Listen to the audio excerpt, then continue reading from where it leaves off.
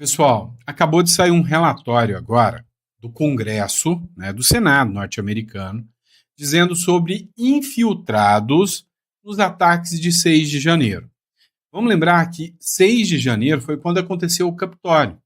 E hoje aqui no Brasil há uma dúvida muito grande, né? Na verdade, não há uma dúvida, né? Há um obscurantismo, né? Um assunto obscuro sobre infiltrados. Para quem acompanha matérias jornalísticas, políticas e até nas redes sociais, viu milhares, mas literalmente milhares de vídeos circularem nas redes sociais sobre infiltrados, pessoas que entraram e estavam quebrando, né? Esses vídeos viralizaram, mas nunca tiveram atenção nem da mídia e nem do governo. Então, lá nos Estados Unidos, depois que o Donald Trump assumiu, ficou agora, né, essa matéria que prova que haviam infiltrados inclusive do próprio FBI, né, junto aos manifestantes do Capitólio, do dia 6 de janeiro. E aqui no Brasil, né, câmeras que sumiram, general dando aguinha, né, os vídeos são assustadores. Outro assunto que a gente vai falar também foi sobre um ataque que aconteceu numa igreja, na Igreja dos Santos dos Últimos Dias, lá nos Estados Unidos, né, um ataque muito acirrado, e o Donald Trump se manifestou, teve um morto, né, pessoas feridas, várias pessoas feridas, mortas, e o Donald Trump se manifestou sobre isso aqui. Então a gente vai falar ainda nesse editorial sobre esse massacre, né, sobre esse atentado que aconteceu lá nos Estados Unidos. Vamos falar também de um revés que aconteceu, né? Lá nos Estados Unidos, depois da morte do conservador Charlie Kirk, aconteceu uma onda, uma reviravolta contra os progressistas, né, contra os democratas. Ou seja, a juventude está indo em debandada para os estádios seguir agora os ensinamentos do Charlie Kirk. Ou seja, na morte ainda o Charlie Kirk deixou a mensagem para o mundo e a gente vai falar sobre isso aqui com vocês, tá bom? Pessoal, vocês devem estar vendo que eu estou igual um otário aqui com isso aqui na mão. Eu não sei o que está acontecendo, o microfone estava funcionando bem, estava indo muito bem, de repente parou e todo mundo ficou reclamando que o áudio estava ruim. Eu tentei regularizar aqui de novo, eu espero que o áudio esteja bom.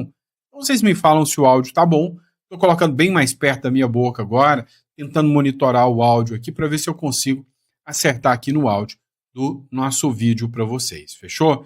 Então, só deixando um recado rápido para vocês, avisem aí se o áudio está ok. Tá bom?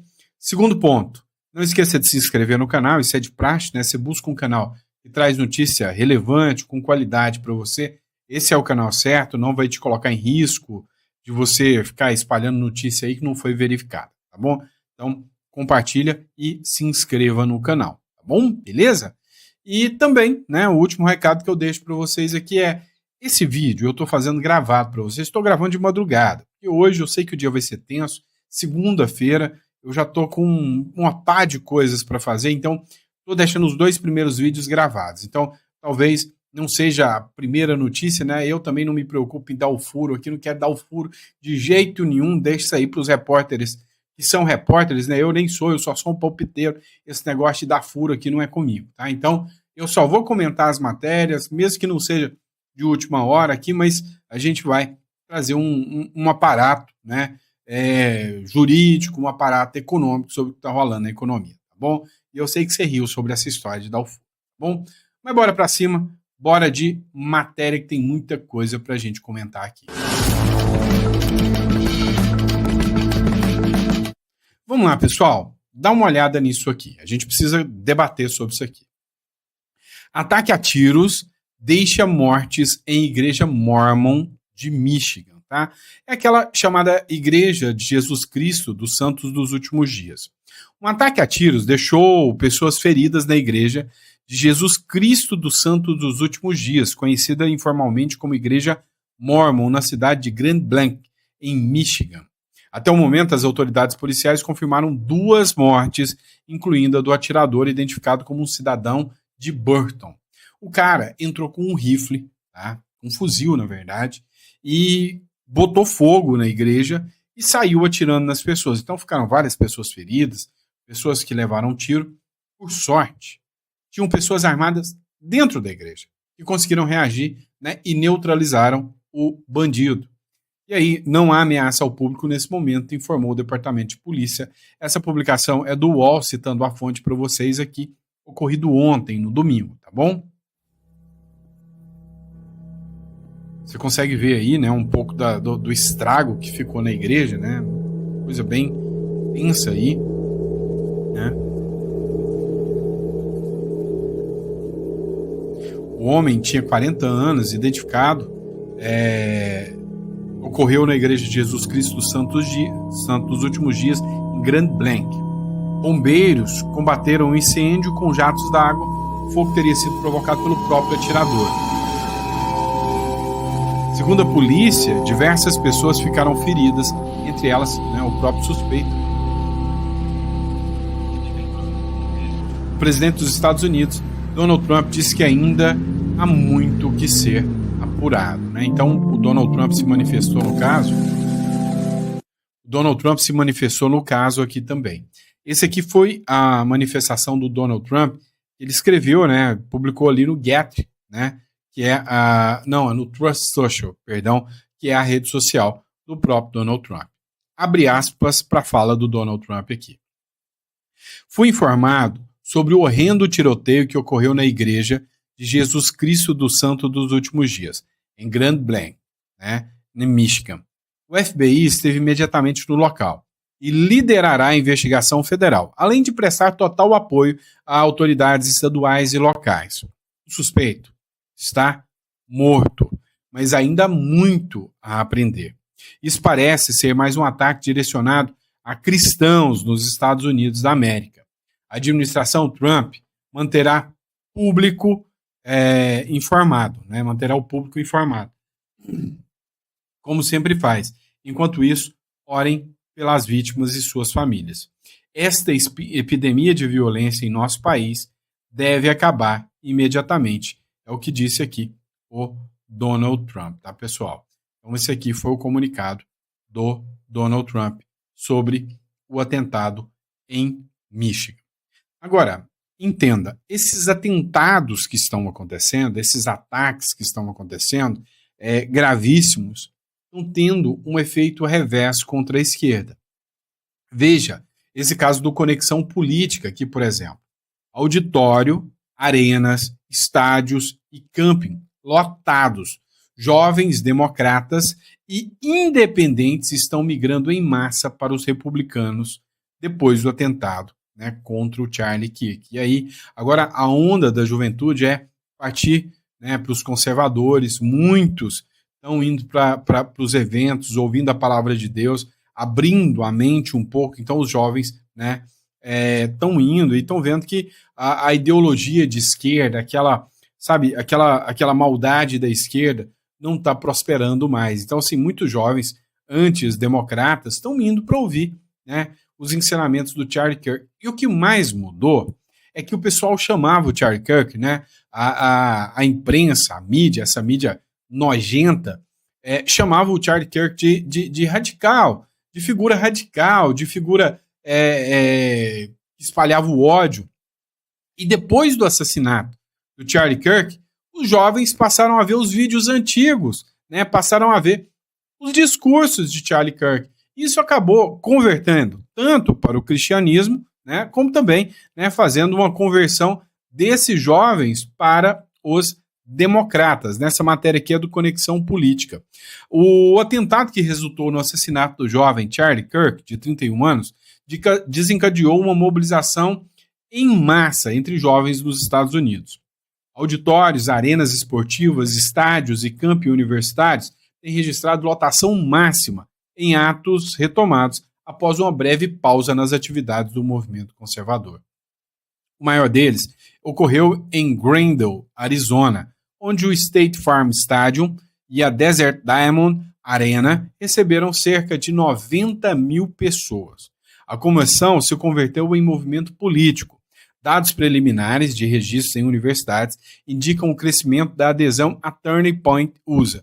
A Turning Point USA, pessoal, para quem não sabe, era o próprio evento do Charlie Kirk, tá? Organização fundada por Kirk e avanço da militância republicana em territórios antes dominados pelos democratas, que são os jovens, né? O relançamento do America Comeback Tour, né, que é o América de Volta, né, o Tour de América de Volta, Volte, em camping universitário, foi anunciado pela direção do TP-USA, com participação de parlamentares republicanos e de Erica Kirk, a viúva do ativista Charlie Kirk, né? Ou seja, uma mudança significativa, né, nos padrões de comportamento, né? E aí é sempre bom ver que as pessoas estão dispostas a ouvir a palavra de Deus, sempre bom ver que as pessoas estão dispostas, né, a mudar o seu posicionamento, a rever o seu posicionamento, né, e discutir, debater sobre amor, sobre vida, sobre liberdade, do que sobre ódio, sobre censura, sobre cercear as pessoas, né, o radicalismo que a esquerda prega. Então, muito bom, né, essa notícia. Muita gente reclama que eu não trago notícias boas. Eu acho que essa notícia aqui do Charlie Kirk, sem sombra de dúvidas, foi uma notícia que foi um certo alento, né, depois da tragédia da morte do Charlie Kirk, trouxe um certo alento, né, para aí os conservadores. Vamos lá, pessoal. Vamos falar sobre a Venezuela. Essa matéria aqui é do R7. Pois é, o Maduro não cansa, né? Não cansa de criar atrito, criar problema. Venezuela realiza exercícios com mísseis antiaéreos de fabricação russa. Vamos até lembrar, né, que o próprio Maduro ele fez uma exibição com jatos russos também, ou seja, muitas aeronaves russas, armamento russo acabou indo parar na Venezuela. Muita gente fala que são velharias, né? Ou seja, são jatos que, apesar de serem letais, serem perigosos, mas são obsoletos em relação ao poderio e o armamento que hoje é produzido. Forças venezuelanas realizaram novos exercícios militares com sistemas antiaéreos na costa caribenha. Informaram as autoridades do país no sábado, né? As próprias autoridades informaram. As manobras ocorreram nos estados de Falcón, no noroeste, e Sucre, no nordeste, ao mesmo tempo em que o governo do presidente Nicolás Maduro convocou exercícios de proteção civil para preparar a população para catástrofes naturais ou um eventual conflito armado, meu amigo. Pois é, o Maduro sabe que a qualquer momento o Donald Trump pode arrebitar a tanga. Essa ação do Maduro veio depois que o Donald Trump anunciou, na verdade foi a CBN News, né, que fez um anúncio dizendo que o Donald Trump pode incorrer agora, né, em ações com drones dentro do território venezuelano. Até agora, todos os eventos que aconteceram no Mar do Caribe, em mar internacional. E aí já foram abatidos 3 barcos, né, que tinham criminosos, que tinham traficantes de droga, foram abatidos e os traficantes foram assassinados. Agora, o Donald Trump pode mandar, né, ações dentro do território da Venezuela. E aí são 2 caminhos. O Maduro pode alegar a violação da soberania da Venezuela e tentar retalhar de forma armada, o que parece que não vai dar muito certo. Seria uma loucura, seria um mico tentando enfrentar um King Kong, né, um gorila. Então seria loucura. Ou o Maduro pode se entregar e falar, não, Donald Trump, vai pegar os caras aí, pode pegar, dane-se, né? As relações entre Washington e Caracas já estavam bastante deterioradas, mas atingiram um novo patamar negativo desde que os Estados Unidos enviaram há quase um mês 8 navios de guerra com uma força de 4.500 militares. É muita gente, tá? Muita gente. Na semana passada, juntaram-se ainda 10 caças furtivos, ou seja, ainda estão chegando armamentos, ainda estão chegando, né, nos Estados Unidos, dos Estados Unidos, mais força bélica ainda, mais força militar. Foram deslocados para Porto Rico com a missão de impedir o sobrevoo da aviação venezuelana sobre a frota norte-americana em uma ampla operação militar oficialmente organizada para, supostamente, combater o tráfico de drogas. Na verdade, todo mundo sabe que isso aqui não é só para combater o tráfico de drogas, né? Todo mundo sabe que isso aqui é para pegar o Maduro também. Todo mundo sabe que isso aqui, sem sombra de dúvidas, tem, né, um desfecho final de pegar o Nicolás Maduro, o ditador Nicolás Maduro. Inclusive, né, tá tendo muitas críticas em relação ao Nicolás Maduro, uma vez, né, que ele está instigando as pessoas a irem para a guerra, a enfrentar, enquanto ele está escondidinho de um bunker, né? Tá lá todo escondidinho num bunker aqui. Ó, urgente. Ditador, amigo de Lula, se esconde em bunker após ameaça de Trump. Quem fez essa publicação foi o deputado federal Sóstenes Cavalcante, tá? Ele fez essa publicação há 20 minutos atrás, o cara madrugou também, e fez a publicação. Acompanhe esse trecho aqui, né, da fala do Maduro comigo. Estávamos discutindo estes dias, Dr. Jorge Rodríguez, Estávamos discutindo esses dias no Conselho de Estado, com o Conselho de Estado para o decreto de comoção exterior, que está listo, para o decreto de comoção exterior, que é o que autoriza a guerra, né, que já está pronto, que sigue o processo de consulta jurídica e social. que segue o processo de consulta jurídica e social. Se le vai consultar pronto ao Conselho Nacional de Já está pronto para consultar o Conselho Nacional. Soberania e Paz, o texto autêntico do decreto de comoção exterior, Que foi liberado aqui, o texto autêntico do decreto de comoção interior, que como instrumento constitucional tenho em minha mão, que como instrumento constitucional eu tenho nas minhas mãos, por si a pátria é agredida militarmente, coisa sempre que a pátria é agredida militarmente, então ele já considera, né, a agressão militar por parte aí do Donald Trump. que esperamos com o favor de Deus não ocorra. E nós te esperamos com o favor de Deus. Agora, o que chamou a atenção aqui é o local que o Maduro está. O Maduro está dentro de um bunker, né? Enquanto ele está chamando as pessoas para ir para a guerra, para enfrentar os americanos, o cara está escondido dentro de um bunker, né? Aí é muita falcatrua, né, gente? É muita maracutaia.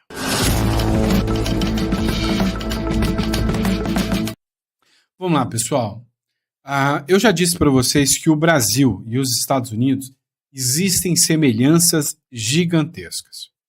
Eu vou dar um exemplo para vocês. Surgiu Donald Trump. Logo depois de Donald Trump, surge Jair Bolsonaro aqui no Brasil. O Donald Trump faz um governo voltado para a economia liberal, um governo que faz o crescimento econômico dos Estados Unidos, mas a mídia ataca o Trump tanto, faz uma lavagem cerebral, há denúncias, né, de fraudes e outras coisas, onde o Donald Trump perde a sua eleição. Aconteceu mesmo com o Bolsonaro aqui. Bolsonaro foi defenestrado pela mídia, foi destruído pela mídia, teve a Covid, que foi algo que ajudou a derrubar ainda mais, né, o Bolsonaro, e o Bolsonaro caiu. Bem semelhante ao que acontece com Donald Trump. Depois da derrota do Donald Trump, aconteceu o Capitólio. Aqui, depois da derrota do Bolsonaro, aconteceu o 8 de janeiro. Lá no Capitólio, faziam-se, né, denúncias gigantescas que foi uma armação da esquerda contra Donald Trump para levar Donald Trump para a cadeia. Aqui no Brasil, a mesma situação. Denúncias e mais denúncias também de que Donald Trump, né, de que o Bolsonaro tentaria um golpe de Estado. A diferença foi que lá moveram processo e mais processo e o Donald Trump não foi preso e nem condenado. E virou presidente dos Estados Unidos de novo. E agora ele está com sangue nos olhos. Aqui, se tudo parecer tanto assim com o que parece nos Estados Unidos, com algumas mudanças que o Bolsonaro já foi condenado, ele volta para a presidência, mas tem muita gente que já não acredita nisso. Agora, o ponto principal é a questão dos infiltrados no 8 de janeiro. Dá uma olhada nessa matéria aqui, né, do Gabriel Ferrigno, está circulando, né, na mídia internacional já.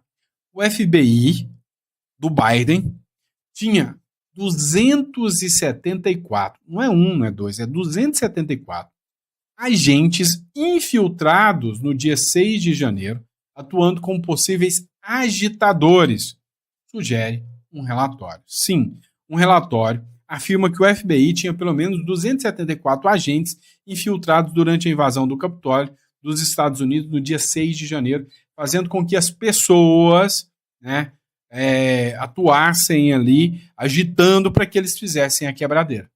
Eram protestos, manifestações, e eles agitaram para que a quebradeira acontecesse. Matéria aqui do Ferrigno, né? Um relatório divulgado pela Blaze Media e respaldado por fontes do Congresso americano, tá? Afirma que o FBI tinha pelo menos 274 agentes infiltrados durante a invasão do Capitólio americano no dia 6 de janeiro de 2021 em Washington. Embora o relatório Inspetor-Geral do Departamento de Justiça, publicado em 2021, tenha afirmado não haver agentes disfarçados do FBI nos protestos, então, o primeiro relatório, né, do inspetor da época, o inspetor-geral do FBI, que é igual o diretor-geral da Polícia Federal aqui. Então, o diretor-geral da FBI lá, ele disse que não tinha nenhum agente. Mas numa entrevista, ele tinha admitido a presença de que tinha 26 informantes confidenciais. Ou seja, não eram agentes infiltrados, mas tinha informantes no meio da multidão. Ele deixou vazar isso numa entrevista, tá? Incluindo 4 que entraram no prédio do Capitólio sem autorização. Então, na entrevista, ele soltou. E a gente viu entrevistas aqui, soltando coisas aqui também. Agora, com a revelação de que o número real de infiltrados teria sido 10 vezes maior, parlamentares republicanos ampliam as investigações sobre o papel do FBI na invasão. O deputado Barry Londemille, presidente de uma subcomissão recém-criada, afirmou ser essencial saber quantos agentes estavam no meio da multidão, quantos entraram no Capitólio e, principalmente, se foram pagos apenas para observar ou também instigar a violência, meu amigo. O negócio está ficando interessante. O presidente dos Estados Unidos, Donald Trump, já reagiu ao relatório bombástico com fúria, acusando o diretor do FBI, que é o Christopher Wray, de ter mentido reiteradamente ao negar a presença de infiltrados. Abre aspas. Olha o que o Donald Trump falou. Foi revelado que o FBI colocou em segredo contra todas as normas 274 agentes no meio da multidão. O Wray tem muitas explicações a dar, disse o presidente. Então, provavelmente, eles vão fazer uma sindicância e uma investigação pesada, né? O Trump, que já perdoou em massa os condenados pelos atos de 6 de janeiro, disse que essa investigação é uma dívida com os patriotas que pagaram um preço altíssimo apenas por amor ao seu país. Pois é, pessoal, essas investigações caem como uma verdadeira bomba, né? Um estardalhaço gigantesco nas costas, né, do governo Joe Biden. Agora, o que paira ainda, né, sobre o governo Joe Biden é quem era o presidente durante o governo Joe Biden. Porque o Joe Biden é um senhor senil que mal sabia falar o nome dele. Alguém comandava o país, alguém tramou tudo isso, alguém tramou, né, infiltrados, e não era o Biden. O Biden não tinha capacidade cognitiva de preparar tudo isso. Vocês entendem quanto que o jogo está ficando cada vez mais interessante? E as revelações lá dos Estados Unidos ainda vão trazer muitas revelações aqui para o Brasil. Olha, o jogo muda, o tempo passa e a verdade vem revelada, a história revela a verdade. Então, é bem provável que a gente ainda saiba a verdade sobre o 8 de janeiro. E você, na sua opinião sincera, teve infiltrado ou não teve infiltrado? Coloca no comentário, queremos saber sua opinião.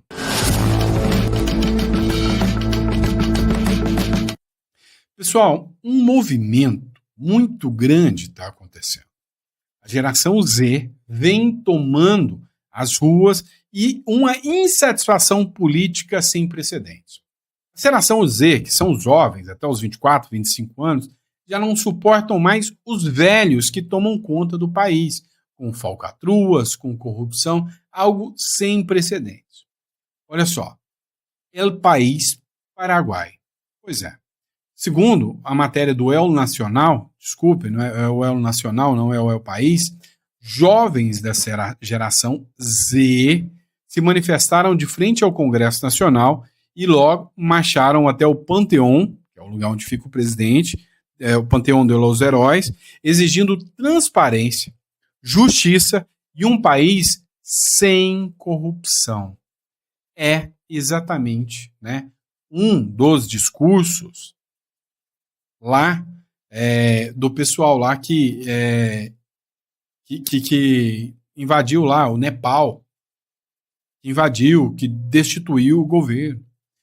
Sabe, a geração Z já não aguenta mais tanta corrupção. Os jovens estão protestando. O protesto reuniu centenas de jovens e contou com um forte aparato policial.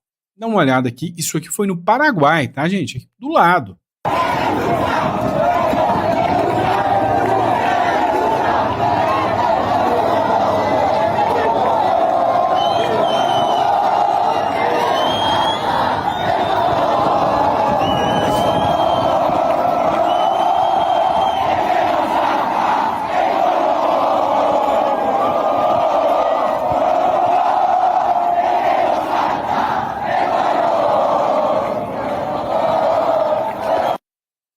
Pois é, pessoal. Mas você está achando que é só isso aqui? Você se enganou legal. Olha essa matéria que foi publicada hoje pela CNN Política.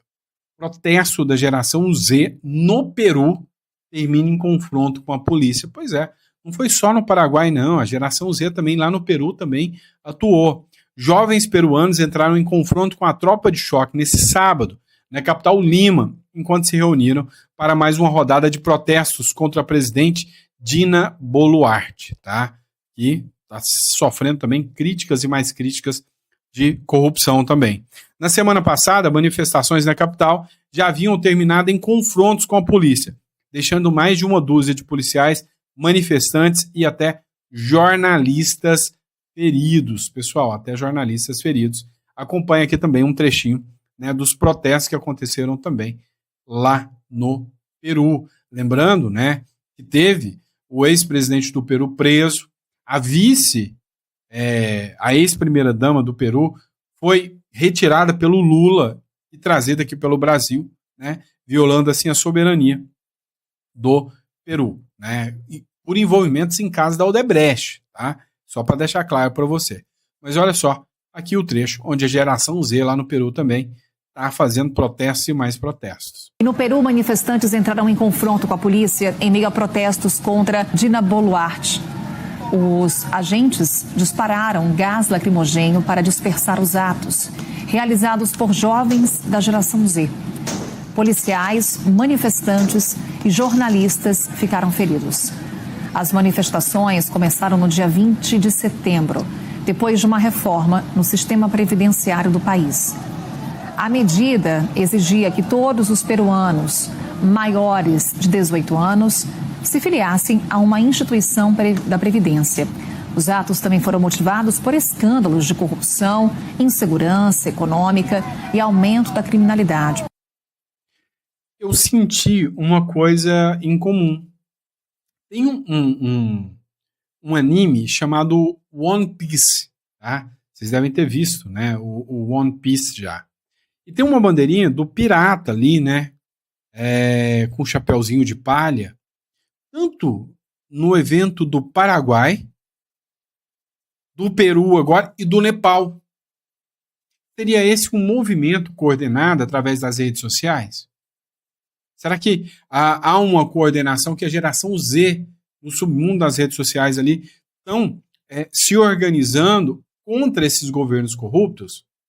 Será que eles estão fazendo história nesse sentido? Então, assim, a gente está vendo muita coisa acontecer. O que aconteceu no Nepal foi histórico. E isso, não tenha dúvidas que acendeu um alerta no próprio Lula aqui, que quer regular as redes sociais a todo custo. Então, a geração Z, né, desses países está atuando de uma forma assim, impressionante, né? E aí eu até coloquei uma charge aqui para vocês, tinha mostrado uma charge para vocês, né, onde tinha um diabinho falando para o Lula, vai lá, Lula, tira as redes sociais, regula as redes sociais, faz que nem o Nepal. Pois é, vendo tudo que está acontecendo, né, a expectativa que se tem é que essa turma aí vai recuar. Essa é que é a verdade, né? Essa é que é a verdade. Essa turma vai acabar recuando, tá bom? Pessoal, se o áudio ficou legal, coloca no comentário aqui que o áudio ficou legal, tá bom? E obrigado pela confiança, pela credibilidade. Deus te dê um dia abençoado, uma segundona abençoada, que você consiga muito trabalho, muita riqueza para bancar a viagenzinha da Lula e do Lula e da Janja, né? Sacaneei agora, né? Mas enfim, que Deus te dê muita prosperidade. Recado 2, tá? Para você que, sabe, tá deixando as coisas acontecer aqui no Brasil, deixa não. Tem um plano B, sabe? Tira uma cédula a do Uruguai, a residência no Uruguai, caso a coisa azedar aqui, você tem um caminho, você tem um lugar para ir, você tem um filho aí de 18 anos, se estoura uma guerra nesse Brasil aqui, você vai mandar o seu filho dentro de um container para ir lutar por um governo como o que nós temos? Não. Entre em contato na descrição ou aqui, tá? E a gente faz questão de te ajudar, né, a você tirar uma residência aí do Uruguai. Vale muito, mas muito a pena mesmo, tá bom? Um grande abraço, fica com Deus e espero que o áudio dessa vez tenha ficado bom. Grande abraço.